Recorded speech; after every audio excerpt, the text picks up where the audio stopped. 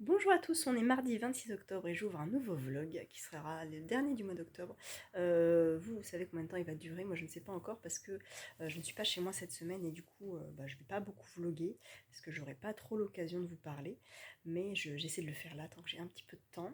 Au niveau des lectures, je vous avais laissé je crois avec son espionne Royal Enquête que j'ai fini hier, qui était donc le premier tome et on découvre qui est Georgie, qui est l'héritière du trône en position 34, je crois, hein, c'est ça, 34e héritière du trône britannique. Et en fait, elle va être missionnée par la reine d'Angleterre pour enquêter sur le prince de Galles. C'est ça, hein, je crois, voilà, le prince de Galles. Parce qu'elle va l'espionner un petit peu, parce qu'apparemment, il a une femme qui n'est pas. Enfin, il fricote avec une certaine américaine, voilà, qui ça ne plaît pas trop à la reine d'Angleterre. Donc elle va devoir enquêter et puis en fait il va se passer beaucoup d'autres choses qui n'étaient pas prévues. Elle va échapper à la mort plein de fois. Et elle va enquêter parce qu'il y a un cadavre qui est retrouvé dans sa baignoire. Et elle va mener l'enquête avec Belinda, une amie à elle, son grand-père et Binky qui est son frère je crois si j'ai tout bien lu. C'était vraiment un chouette moment de lecture. J'ai bien aimé Georgie, j'ai trouvé ça très drôle, très cynique et ça se lit vraiment bien. Après, ça se lit pas hyper vite en fait parce qu'il y a pas mal d'informations et j'avais deviné le tueur en fait, j'avoue, c'est rare, mais c'était pas non plus hyper difficile à déduire, donc voilà, mais ça m'a pas du tout empêché d'apprécier cette lecture. Je lirai avec la suite, avec plaisir la suite des aventures de Georgie, parce que bah là voilà, on connaît un peu les personnages, on connaît l'ambiance, le lieu, donc j'ai hâte de voir quelles autres missions elle va devoir sur lesquelles elle va devoir enquêter. Donc je n'ai pas le tome 2 en ma possession, je vais me dépêcher de les acheter parce que je crois qu'il y a les nouvelles collections France Loisirs, vous savez, nouvelles couvertures qui sont sorties et j'aime bien du coup cette édition là, donc j'aimerais bien trouver au moins le 2 et le 3 voilà, dans cette édition là, quitte à les racheter après peut-être sur Vinted ou Rakuten d'occasion pour que j'ai toujours cette collection que je trouve assez jolie. Voilà pour cette lecture, j'ai mal au bras en fait, mais je peux pas vous prendre différemment, c'est compliqué. Oh, attendez, si je fais comme ça. Ouais, ça va aller. Hier, j'ai donc commencé La Dame en Blanc de Wilkie Collins. Je suis au début, quoique j'ai un peu avancé là, parce que je l'ai mis sur liseuse, parce que c'est vraiment écrit beaucoup trop petit. Mais vraiment, vraiment beaucoup trop petit. Si bien qu'en fait, ce volume-là appartient à Lucille, L'œil de Luciole dans les polars, qui me l'avait prêté parce que c'était un livre voyageur en fait. Euh, et je suis ravie parce que je suis très contente de l'avoir parce que ça fait 3 ans à peu près qu'il est dans ma palle. Et en fait, j'accroche à mort et je veux mettre des post-it. Donc, je vais lui rendre et je vais m'acheter une nouvelle édition. J'aime beaucoup Libretto, donc je pense que je vais sûrement la prendre dans cette édition-là. Là, en fait, on a encore le prix en francs. Hein. Écrit 85 francs, je sais pas si on voit, mais. Donc, c'est une vieille édition de 95, je crois, de ce que j'avais vu. Donc, c'est considéré comme le premier roman à suspense qui est sorti en 1800 période victorienne, on va dire 1850 au pif, et c'est entre du Hitchcock et du Dickens en fait. Donc voilà, premier roman à suspense. J'aime beaucoup, vraiment la plume est superbe, l'écriture est magnifique et l'ambiance est là. J'en ai partagé un petit bout hier avec Estelle, deux petites phrases qui te mettent direct dans l'ambiance. Et cet auteur a écrit un bouquin qui s'appelle La Maison Hantée. Et franchement, j'ai bien envie de le lire. Parce que si là, je suis accaparée par une ambiance gothique, un peu sombre, par un bouquin comme ça, je me dis que La Maison Hantée, qui doit être un livre d'horreur, doit être vraiment prenant et bien écrit. Donc, par contre, il se lit vraiment pas vite. Je m'étais mis 5 jours pour le lire, je crois. Hein. Donc 100 pages par jour. J'en ai lu 40 hier et je suis à 40 pages encore aujourd'hui. Mais je vais essayer de l'avancer un petit peu aujourd'hui. J'aimerais bien arriver à la fin de la première époque, c'est page 170. Cette édition-là en comporte 550. Et la nouvelle édition libretto, j'ai vu avec Valérie, la Grande Val, c'est 660 pages, donc 110 de plus que cette édition-là. Et j'ai vu l'intérieur, c'est plus aéré. Donc je pense que je vais prendre cette édition-là, parce que sans ça, je vais jamais réussir à lire. C'est pour ça que je l'ai mis sur ma liseuse. Donc comme ça, j'alterne en fait les deux. Le soir et la nuit, quand je me lève trop tôt, je lis sur ma liseuse. Et puis en journée, je lis un petit peu au format papier. Qu'est-ce que je peux vous dire sur ce livre? Nous suivons un homme qui s'appelle Walter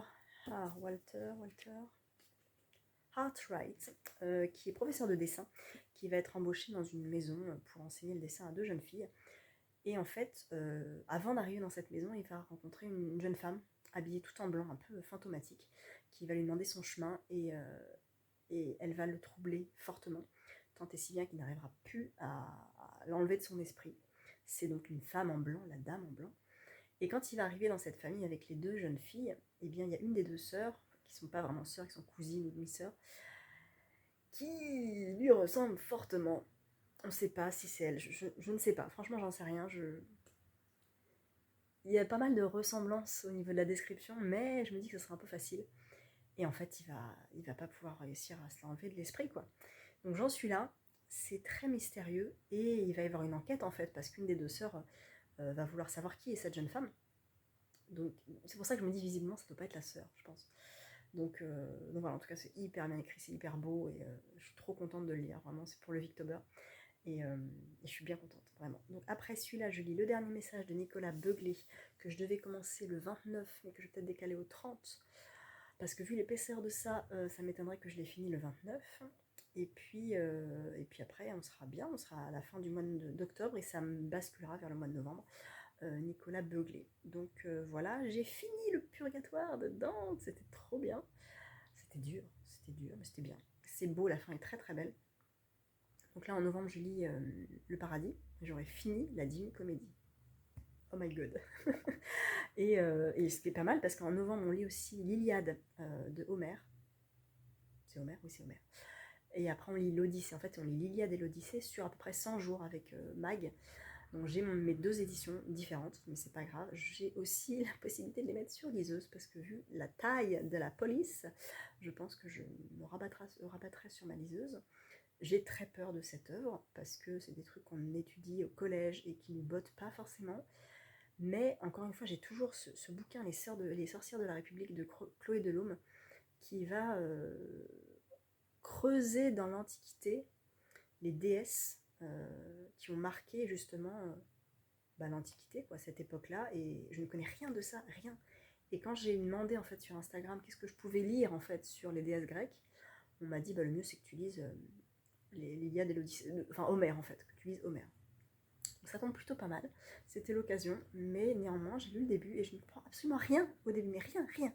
Donc il va me falloir pareil une petite analyse à mon avis de cette œuvre-là pour la comprendre, mais on est plusieurs à le lire, je crois qu'on est 2 ou 3 groupes, hein, donc on est vraiment un certain paquet, c'est pas plus mal. Donc voilà, là je vais bosser un petit peu parce qu'il faut que j'avance mon dossier professionnel que je dois faire pour mon concours, et puis après je lirai La Dame en Blanc. Cet après-midi je vais raconter ma vie, je vais m'acheter une doudoune parce que la mienne a lâché, ma fermeture éclair a lâché et j'en ai besoin, parce qu'il fait froid là en fait. Donc je vais m'acheter une petite doudoune passe-partout, et cet après-midi j'essaierai de lire aussi un petit peu. Donc voilà, je ne sais pas quand je vous reprends, j'espère bientôt peut-être vous faire des petits plans de la région où je suis, et puis voilà, j'espère que vous allez bien et que vous passez un bon début de semaine si vous me regardez en début de semaine. Ou je vais arrêter de dire ça parce que peut-être il y en a qui me regardent à 3h du matin un vendredi, donc ça sert à rien. Bon bah écoutez, je vous reprends un peu plus tard.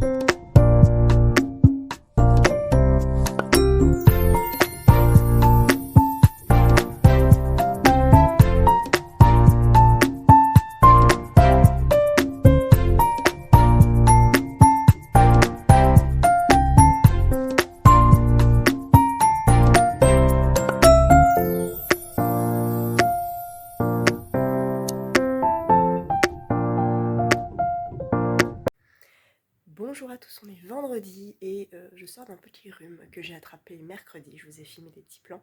On est parti à Europa Park, c'était vraiment trop cool. La déco est ouf à Halloween, je l'avais jamais faite et c'était vraiment chouette. On a passé une super journée en famille, on a fait plein de choses et j'ai eu froid aux pieds et j'ai éternué et je suis tombée malade, mais c'est pas grave. Ça va mieux. Je suis frustration ultime car je n'ai pas eu le temps de lire beaucoup La Dame en Blanc. Je suis pas du tout à la moitié en fait. Voilà. Donc depuis lundi, donc en 4 jours, j'ai lu 180 pages. Voilà, c'est rien du tout pour moi. Qui lit 180 pages en 2 jours à peu près. Hein, voilà. Parce qu'on est en famille, parce que voilà, je peux pas me permettre de m'isoler pour lire. Et puis j'étais fatiguée, je dors pas bien. Et puis bah voilà, on fait des journées un petit peu de dingue parce qu'on a plein de choses à faire. Là encore aujourd'hui, on a des trucs à faire. Donc j'ai pas tellement le temps de lire. C'est pas grave, je vais essayer de lire un petit peu cet après-midi. Je dois commencer le dernier message demain. J'hésite à lire les deux en parallèle, mais je me dis que déjà celui-là j'ai du mal à l'avancer, donc si j'en lis un deuxième ça va être compliqué.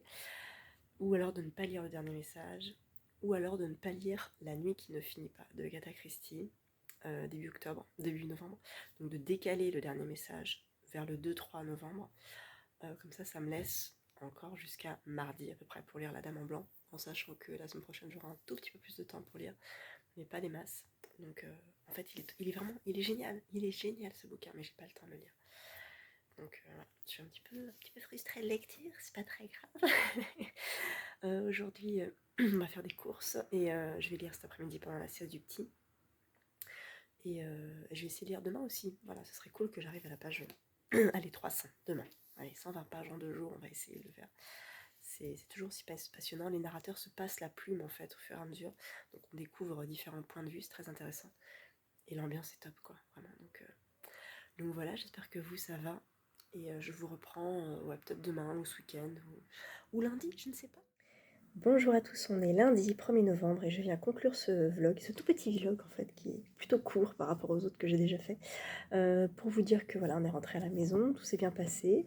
Je n'ai pas fini La Dame en Blanc mais vraiment il me reste vraiment pas grand chose.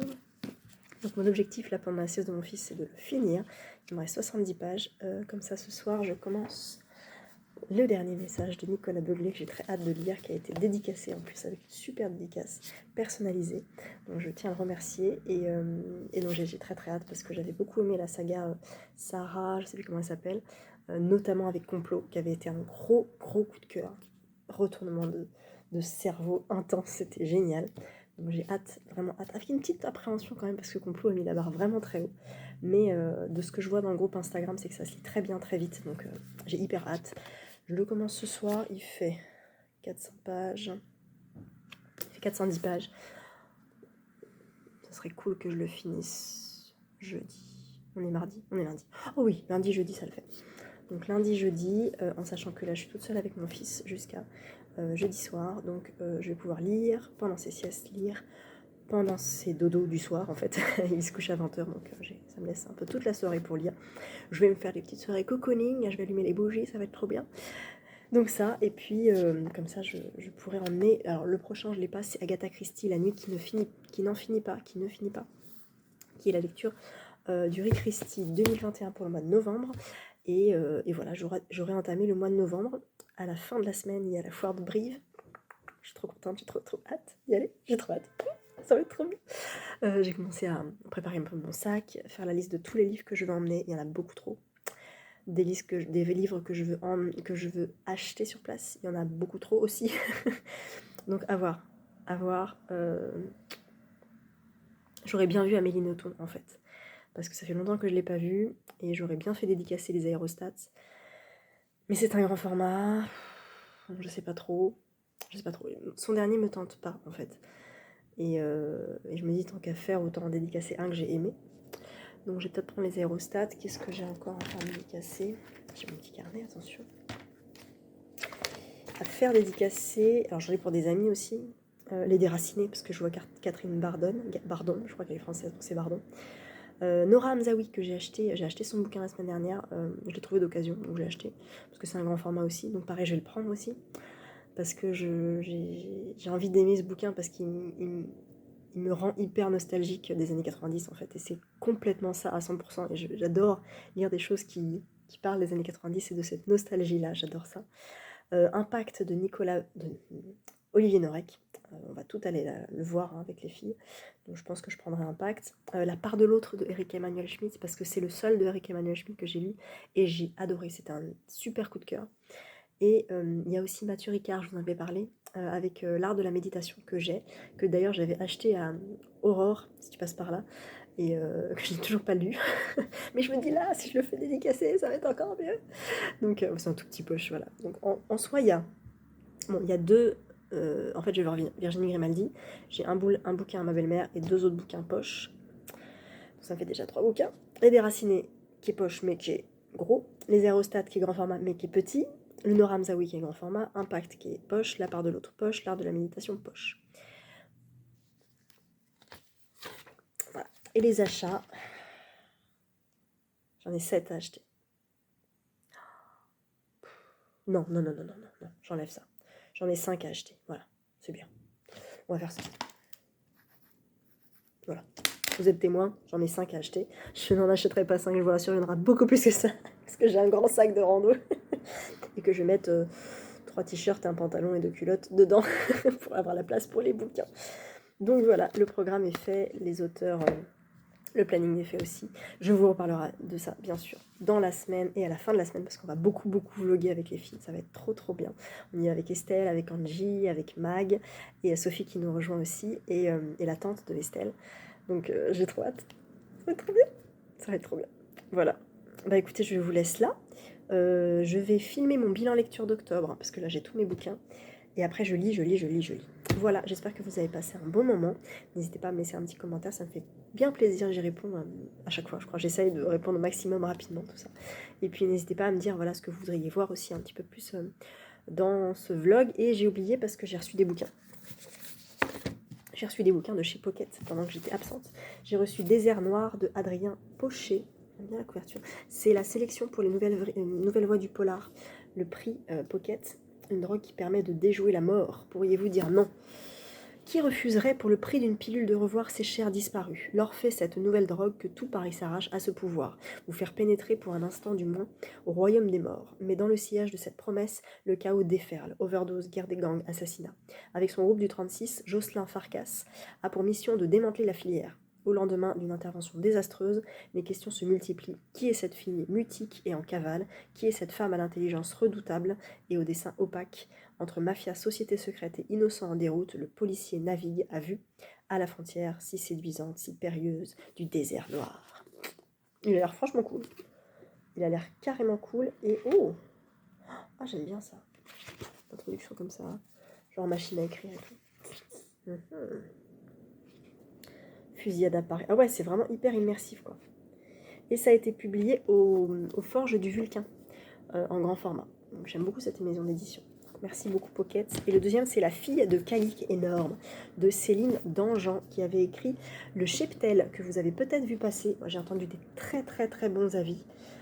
Et donc ça raconte quand elle pénètre au domicile d'un homme dont on vient de lui signaler la disparition. La jeune capitaine de gendarmerie Héloïse Bouquet ne peut imaginer le spectacle qui l'attend.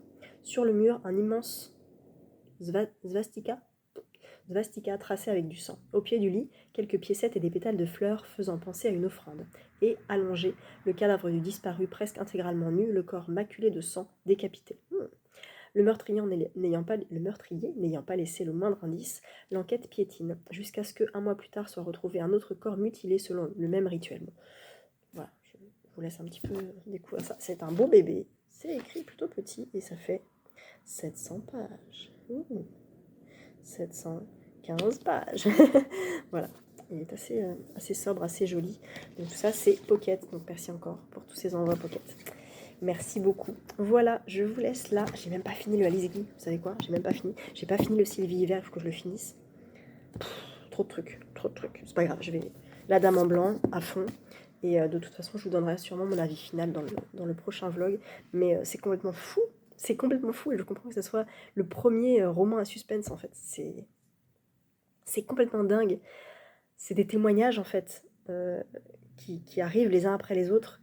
Machin truc reprend la plume de machin, puis hop, je continue le témoignage.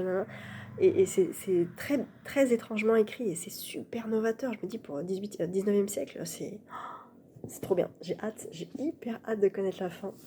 On m'a dit la fin est pas ouf, mais déjà toute l'écriture, le style, l'ambiance, ah, c'est trop bien. C'est génial. Voilà, je ne vous aide pas beaucoup. Écoutez, je vous laisse là et je vous souhaite de bonnes lectures et je vous dis à très bientôt.